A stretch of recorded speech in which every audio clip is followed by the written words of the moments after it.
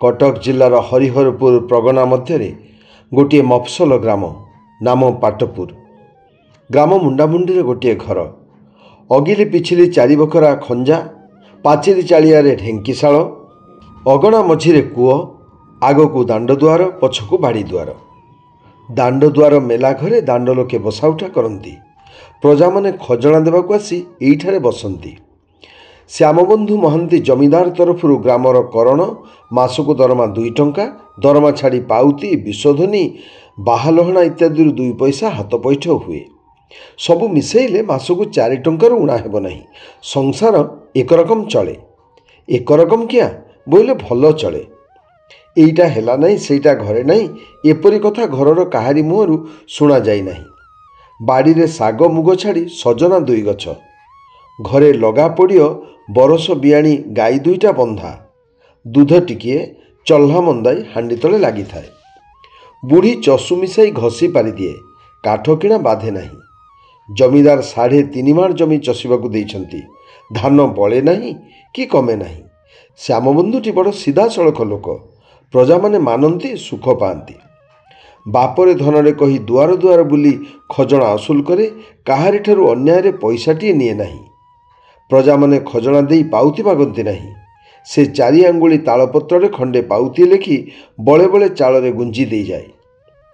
जमीदार पियादा आसिले गाँ को छाड़े नहीं। आपे हाथ ओठ धरी धुआखिया 2 पैसा अंटारे गुंजी दे विदा करे। श्यामबंधु घरे खाइबाकू कुटुंब 4 जण। आपे 2 पराणी, माँ बुढ़ी, 10 वर्षर गोटे झील। झीलटीर नाम रेवती। श्यामबंधु संज बेले पिंडारे बसी कृपा सिंधु बदन गाए, आउ आउ भजन गाए। केबे केबे काठ दीपरुखाटी उपरे बैठाटिए थोई भागवत पढ़े। रेवती पाखरे बसी शुणुथाए। बोलई विप्र जगन्नाथ अष्टम स्कंधे भागवत। से मुहे मुहे ढेर भजन शिखिगलानी। ता पिला मुह को भजन गुड़िक खूब माने।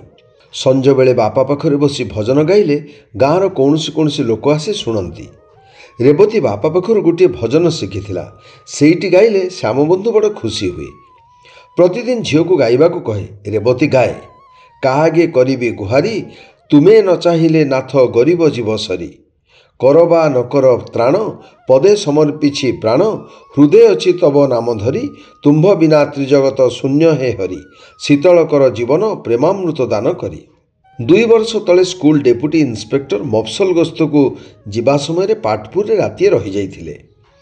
ग्रामर मुखिया मुखिया 4-5 जन लोक कुहापुछा करिबारु दीपोटी बाबू ओडिशा विभागर इन्स्पेक्टर ठारू रिपोर्ट करी गोटे अपर प्राइमरी स्कूल बसाई देइछंती। शिक्षक वेतन मासकू 4 टंका। एही 4 टंका सरकार मिले। यह छड़ा प्रति पिला मासकू 9 लेखाएं दियंती। शिक्षकटी कटक नॉर्मल स्कूल अवधान विभाग उत्तीर्ण छात्र। नाम वासुदेव। नामटी जेपरी वासुदेव, लोकटा मध्य सेहीपरि वासुदेव। टोकाटार भीतर बाहर सुंदर। गाँ मझिरे चली जावा बेले मुंड टिकी काहाकू चाहे नहीं। बयस अंदाज 20। सुंदर रूप, जेमंत गोटिए चाउल रे गढ़ा। पिलादिने पिहुला रोग होइथिला। ता माँ मुंडरे ततला बोतल मुह चिन्हि देइथिला।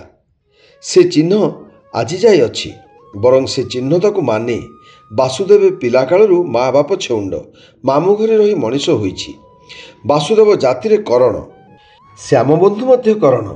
केबे पुनेई गुरुवार रे घरे पिठाटा पणाटा हेले श्यामबंधु पाठशाला को जाई कहि आसे, बापा बासु संज बेले टिके आम घर को जीव, तुम माउसी डाकिछंती।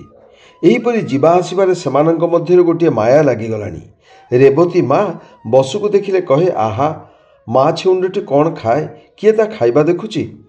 बासु प्रतिदिन संज बेले जाई श्यामबंधु पाखरे घड़िए अधे बसी आसे। बासु को दूररू देखिले बासु भाई अइले बोली रेवती पाटी करी बाप को कहे। रेवती संज बेले बाप पाखरे बसी प्रतिदिन पठित पुराणा भजन गुड़िक बासु को शुणाए। बासु को सही गीत नुआ नुआ परि लागे। दिने एकथा से कथा पड़ू पड़ू श्यामबंधु शुणिले कटक गोटे झील स्कूल अच्छी। सेठारे झील माने पढ़ती, लुगासिया शिखती। ସେହି ଦିନଠାରୁ ରେବତୀକୁ ପାଠ ପଢ଼ାଇବାକୁ ଶ୍ୟାମବନ୍ଧୁଙ୍କର ମନ ହେଲା ଏବଂ ଆପଣା ମନର କଥା ବାସୁଦେବକୁ କହିଲା। ବାସୁ ଶ୍ୟାମବନ୍ଧୁଙ୍କୁ ପିତୃତୁଲ୍ୟ ମାନେ କହିଲା, ଆଜ୍ଞା ମୁଁ ସେଇ କଥାଟା କହିବି ହେଉଥିଲି। ଦୁଇ ଜଣଙ୍କ ପରାମର୍ଶରେ ରେବତୀକୁ ପାଠ ପଢ଼ାଇବାର ସ୍ଥିର ହେଲା। ରେବତୀ ପାଖରେ ବସି ଶୁଣୁଥିଲା। ଦୁଇ ଚିଲାରେ ଘର ଭିତରକୁ ଯାଇ ମାଆକୁ ଆଉ ଜେଜିକୁ କହିଲା, ମୁଁ ପାଠ ପଢ଼ିବି। ଖବର ଦେଲା। ମା କହିଲେ, ହଉ ହଉ ପଢ଼ିବୁ। ଜେଜି କହିଲେ, ପାଠ କ'ଣ ଲୋ? ପାଠ କ'ଣ? ମାଇକିନିଆ ଝିଅଟା, ପାଠ କ'ଣ? ରନ୍ଧାବଢ଼ା ଶିଖ, ପିଠାପଣା କରିବାକୁ ଶିଖ, ଝୋଟି ଦିଆ ଶିଖ, ଦହିମୁଆଁ ଶିଖ, ପାଠ କ'ଣ? ରାତିରେ ଶ୍ୟାମବନ୍ଧୁ ପିଣ୍ଡାରେ ଖଣ୍ଡେ ଆମ୍ବ କାଠ ପିଢ଼ା ଉପରେ ବସି ଭାତ ଖାଉଛନ୍ତି। ରେବତୀ ସାଙ୍ଗରେ ବସି ଖାଉଛି। ବୁଢ଼ୀ ଆଗରେ ବସି ଭାତ ପୁଞ୍ଜାଇ ଆଣ, ଡାଲି ପାଣି ଟିକିଏ ପକେଇ ଯା, ଲୁଣ ଟିକିଏ ଦେ ଇତ୍ୟାଦି କଥା ବୋହୂ ପ୍ରତି ଆଦେଶ କରୁଛନ୍ତି। କଥାରେ ବୁଢ଼ୀ କହି ବସିଲେ, ହଁ ରେ ଶ୍ୟାମ, ରେବି ପାଠ ପଢ଼ିବ। ପାଠ କ'ଣ ରେ? ତିରେଲା ଝିଅର ପାଠପଢ଼ା କ'ଣ? ଶ୍ୟାମବନ୍ଧୁ କହିଲେ, ହେଉ କହୁଛି ତ ପଢ଼ୁ। ଝଙ୍କଡ଼ ପଟ୍ଟନାୟକ ଘର ଝିଅମାନେ ଯେ ଭାଗବତ ବୋଲି ପାରନ୍ତି, ବୈଦେହୀଶ ବିଳାସ ଛାନ୍ଦ ଗାଆନ୍ତି। ରେବତୀ ଭାରି ଖପା ହୋଇଯାଇ ଜେଜିକୁ ଗାଳି ଦେଇ କହିଲା, ଯାଲୋ ବୁଢ଼ୀ ଡୁଗୁରିଟା। ତା ବାଦ ଅଳି କରି ବାପାକୁ କହିଲା, ହଉ ହେଲା, ତୁ ପାଠ ପଢିବୁ। ତହିଁ ଆର ଦିନ ଉପରଓଳି ବାସୁଦେବ ସୀତାନାଥ ବାବୁଙ୍କ ପ୍ରଥମ ପାଠ ଖଣ୍ଡିଏ ନେଇ ରେବତୀକୁ ଦେବାରୁ ସେ ବଡ଼ ଖୁସି ହୋଇ ବାପା ପାଖରେ ବସି କିତାବର ମୂଳ ପୁଡ଼ାଠାରୁ ଶେଷ ପୁଡ଼ା ଯାଇ ଓଲଟାଇ ଦେଖିଲା। ସେଥିରେ ହାତୀ, ଘୋଡ଼ା, ଗୋରୁ ଇତ୍ୟାଦିର ଛବି ଦେଖି ଭାରି ଖୁସି ହୋଇଗଲା। ରଜାମାନେ ହାତୀ ଘୋଡ଼ା ବାନ୍ଧି ଖୁସି ହୁଅନ୍ତି, କେହି ହାତୀ ଘୋଡ଼ା ଚଢ଼ି ଖୁସି ହୁଏ। ଆମ୍ଭ ରେବି ଛବିଟା ଦେଖି ଖୁସି। ରେବି ଧାଇଁ ଯାଇ ମାଆକୁ କିତାବର ଛବି ସବୁ ଦେଖେଇଲା। ତାହା ବାଦ ଜେଜିକୁ ଦେଖେଇଲା। ଜେଜି କିଞ୍ଚିତ୍ ବିରକ୍ତ ହୋଇ କହିଲା, ହଁ ଯା। ରେବି ତାହାକୁ ଦୂର ଗାଳି ଦେଇ ଫେରି ଆସିଲା। ଆଜି ଦିନଟି ଭଲ, ଶ୍ରୀପଞ୍ଚମୀ। ରେବତୀ ସକାଳୁ ବୁଡ଼ ପାରି ଗାଧୋଇ ନୂଆ ଲୁଗା ଖଣ୍ଡିଏ ପିନ୍ଧି ଘର ବାହାର ହେଉଛି। ବାସୁଭାଇ ଆସିଲେ କିତାବ ପଢ଼ାଇ ଦେବ। ବୁଢ଼ୀ ଭୟରେ ବିଦ୍ୟାରମ୍ଭର ଆୟୋଜନ କିଛି ହୋଇନାହିଁ। ବେଳ 6 ଘଡ଼ି ସମୟରେ ବାସୁ ଯାଇ ପଢ଼ାଇ ଦେଲା। ସ୍ୱରେ ଅ, ସ୍ୱରେ ଆ, ହ୍ରସ୍ୱ ଇ, ଦୀର୍ଘ ଇ, ହ୍ରସ୍ୱ ଉ, ଦୀର୍ଘ ଉ ଇତ୍ୟାଦି। ପ୍ରତିଦିନ ପଢ଼ା ଚାଲିଲା। ପ୍ରତିଦିନ ସଞ୍ଜବେଳେ ବାସୁ ଯାଇ ପଢ଼େଇ ଦିଏ। 2 ବର୍ଷ ମଧ୍ୟରେ ରେବତୀ ଢେର ପଢ଼ିଗଲାଣି। ମଧୁରାଓଙ୍କ ଛାନ୍ଦମାଳା ପଢ଼ିଯିବା ବେଳେ ତୁଣ୍ଡରେ ବାଟୁଳି ବାଜେ ନାହିଁ।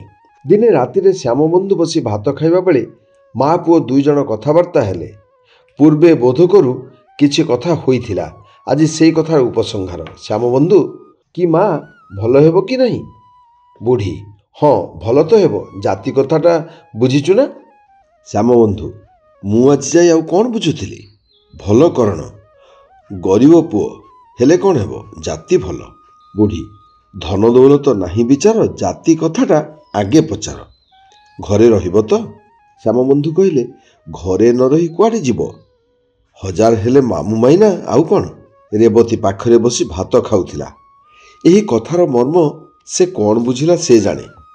ମାତ୍ର ସେଇ ଦିନଠାରୁ ତାର ଭାବଭଙ୍ଗୀ ଅନ୍ୟ ରକମର ଦେଖୁଅଛୁ। ତାକୁ ବାପା ଆଗରେ ବାସୁଭାଇ ପଢ଼ାଇ ଦେଲେ କିପରି ଗୋଟାଏ ଲାଜ ମାଡ଼େ। ଅକାରଣ ସକାରଣ ସବୁବେଳେ ହସ ମାଡ଼େ। ମୁଣ୍ଡ ତଳକୁ ପୋତି ଦେଇ 2 ଓଠ ବୁଜି ହସ ଲୁଚାଏ। ଏଣିକି ବାସୁ ପଢ଼ାଇ ଦେଲେ କେତେବେଳେ ତୁନି ପଢ଼େ, କେତେବେଳେ ଖାଲି ହୁଁ କରେ। ପଢ଼ା ସରିଲେ ପାଟି ବୁଜି ହସି ଘରକୁ ପଳାଇଯାଏ।